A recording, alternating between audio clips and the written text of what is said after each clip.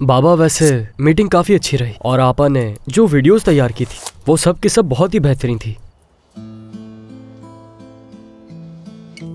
यानी फैसला लेने में बहुत दुश्वारी हो गई? हाँ, चलो अंदर चलें।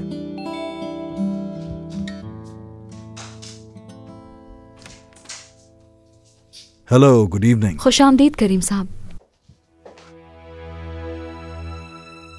नसरीन, नसरीन, नसरीन, नसरीन, नसरीन, नसरीन,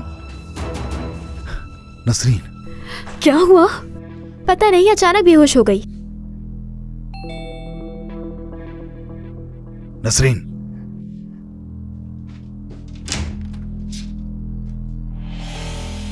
दादी, ये उठाओ।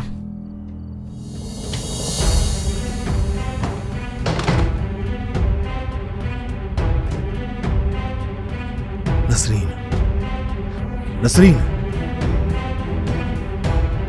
अम्मी,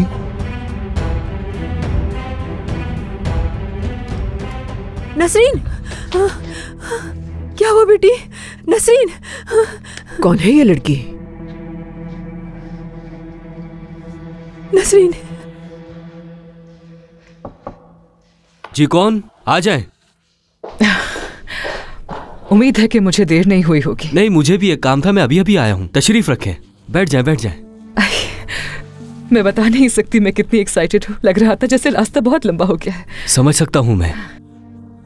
तो बताइए, फोन क्यों किया था? जैसा कि आपने कहा सादिया साहिबा, आप सब कुछ जानना चाहती हैं, इसीलिए मैंने आपको फोन किया था।